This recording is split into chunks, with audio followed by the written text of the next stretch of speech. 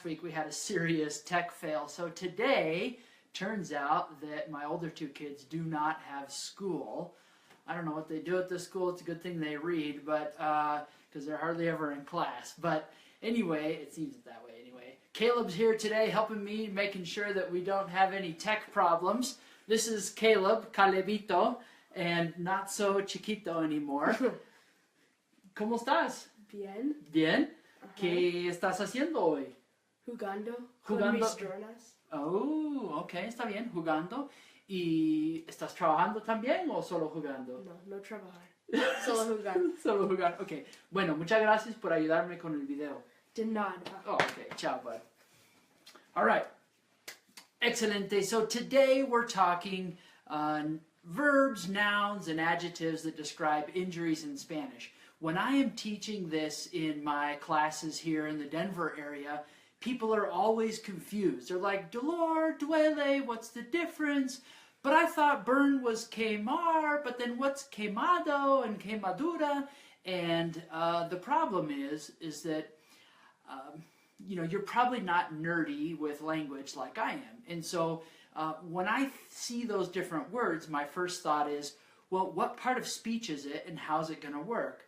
And when, you know, when I start talking nouns, adjectives, object pronouns, things like that, your eyes probably glaze over just like everyone else's in class, which is why we don't talk about it much. But it really does help to sort out what these things mean and how you use them in speech. And so that's what we're diving into today.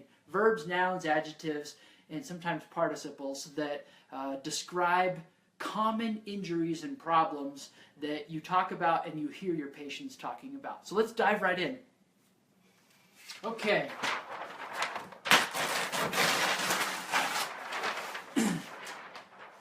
All right, so we've got our column of verbs here. We've got nouns and adjectives. And these nouns, we're going to use a handful of verbs with these nouns. So first and foremost, we're definitely going to be using tener with these. We'll also use sentir.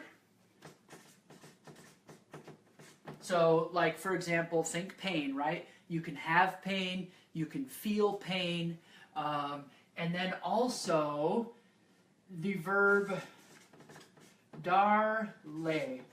And so what you hear in speech with native speakers is sometimes you'll hear me da, and something gives me, me da dolor.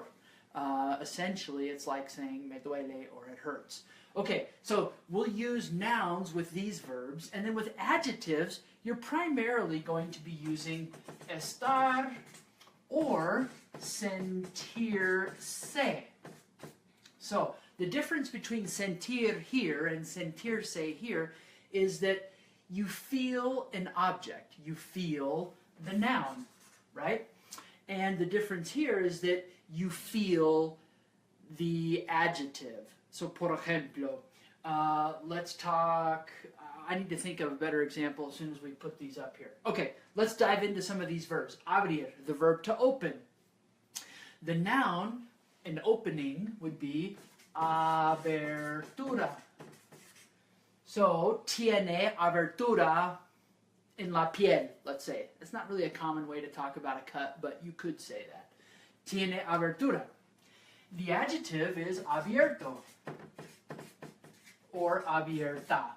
See, so something está abierto or está abierta, depending on the sex of the or gender of the noun or the thing that you're talking about, right?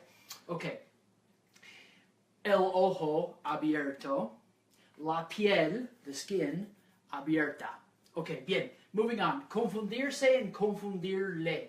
These are the verbs to confuse, and the difference here is confundirse is to become confused or get confused, and then confundirle would be something confuses me or something confuses you, different from I get confused. Okay, bien, continuamos. The noun is confusión.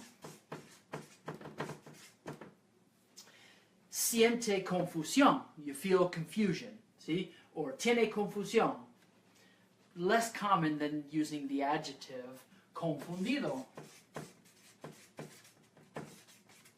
or confundida.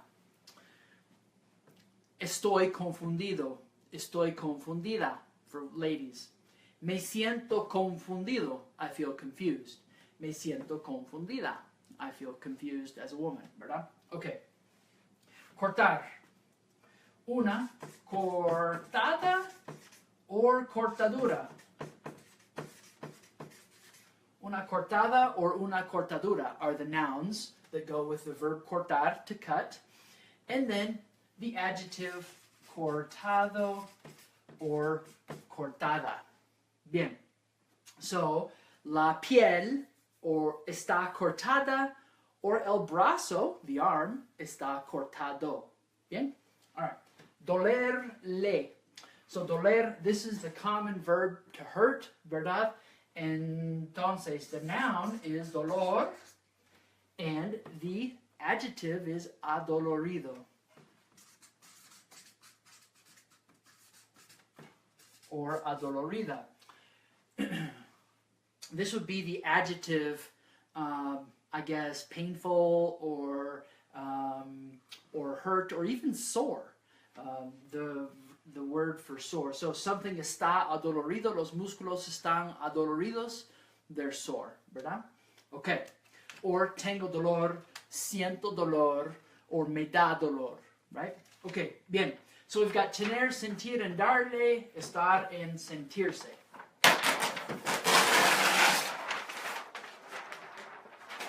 Continuamos. Tener, sentir, and darle, and then estar, and sentirse. Bien. Fracturar, the verb to fracture. Tenemos fractura. The noun is una fractura. And then the adjective, something is fractured, fracturado. Or fracturada. Bien. Hinchar, the verb to swell. Hinchazón. Hinchazón, swelling, the noun swelling. Tiene hinchazón. Or hinchado.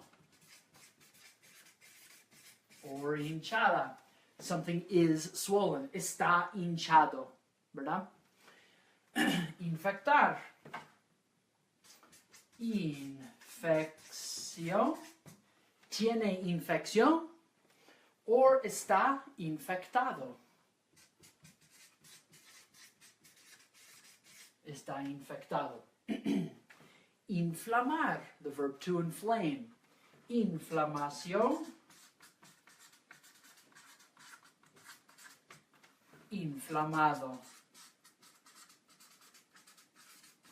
Or inflamada, just like infectar could be infectada also. You're starting to see, hopefully, some patterns, some linguistic patterns. So you've got some sort of ado here, or ido for the adjective, and then you've got lots of sions and some things ending in on here, okay? Bien. This is the more predictable pattern. Some sort of ado or ido related to a verb is going to be the adjective or the participle of that verb.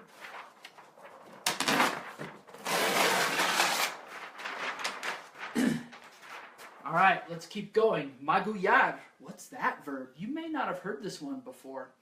It's the verb to bruise. And so, una magulla. Una magulla. Now, another really common word for a bruise is a moretón. Moretón is more related to the color morado than anything else, not related to the verb magullar. But magulla is the noun, and then the adjective would be magullado or magullada. Marearse, this is the verb to get dizzy. And so you probably hear people talking about me mareo, etc. But it's also the same as tener mareo. Tiene mareo. And then estar mareado. Or estar mareada, to be dizzy, to have dizziness. Marearse, to get dizzy, ¿verdad? Yo me mareo. en autobuses y me mareo en barcos. ¿Sí? Quebrar, the verb to break. Una quebradura,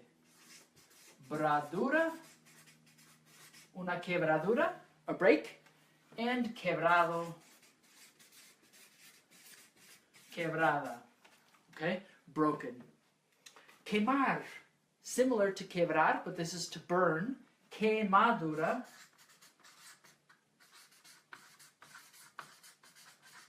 So we've got quebradura and quemadura, and then quemado,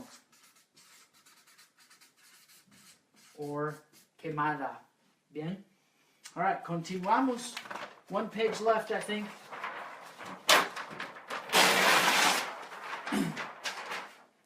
All right, here we are, our página final of verbos.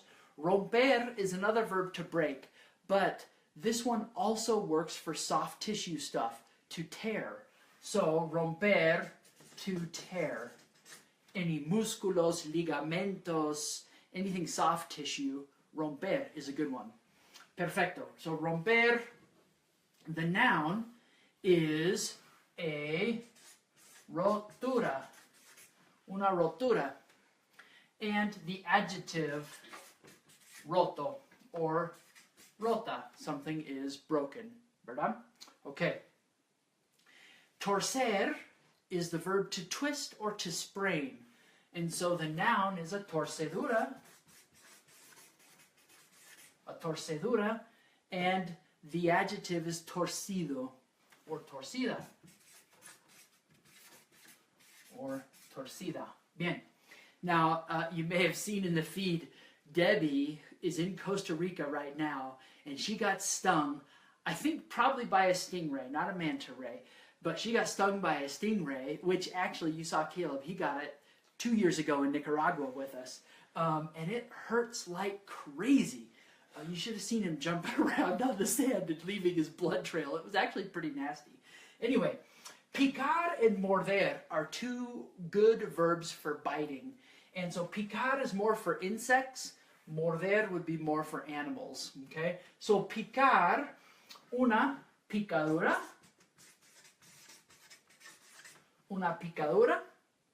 and picado, or picada. Be a little careful with this adjective and participle because it's used less in this clinical context. It's really more like used for perforated or even chopped in a lot of contexts. So it may or may not be too useful for you as an adjective. But a picadura, like a bite or a sting from a bee, or a stingray, and then picar would be the verb. Now morder is the verb to bite, like from an animal, and una mordida is the noun, una mordida, and then mordido or mordida would be the adjective, and that one is more common than picado. I've got one more page for you because you have probably heard in some expressions and you're wondering how these things fit in.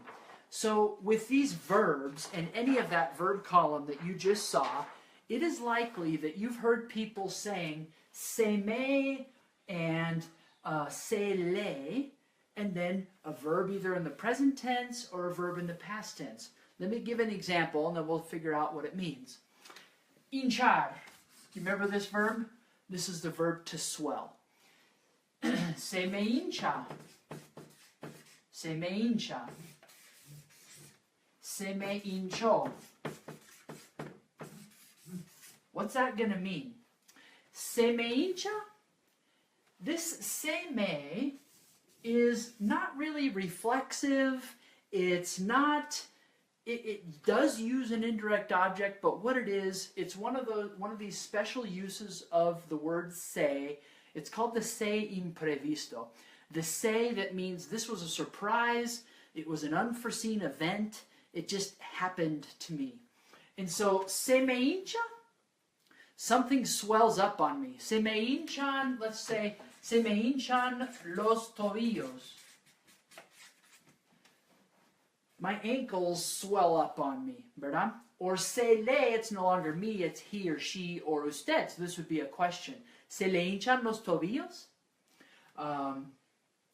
Past tense, it happened once. Se me hinchó or se me hincharon. Se me hincharon los tobillos. All right. So present tense, it happens. Past tense, it happened, right? Pretty obvious. Let's try infectar. My ears get infected. How would you do that? My ears get infected using this, se me. My ears get infected. We're using the verb infectar. It's happening to me. And so, se me infectan ears. There are two words for ear, out of curiosity. There's la oreja, which is rarely significant on a medical level, and then oído, which is the one you want to use. So, se me infectan los oídos. Se me infectan los oídos. My ears get infected. How would we say that her ears get infected? Now we're talking about Luna, my labradoodle, who gets ear infections all the time. How would you say she gets ear infections? Se le infectan los oídos. Okay, so use this, listen for it, you'll hear it in your patients as they're talking about problems that happen to them in without knowing maybe what the cause is. It just kind of happens. All right, that's it for today.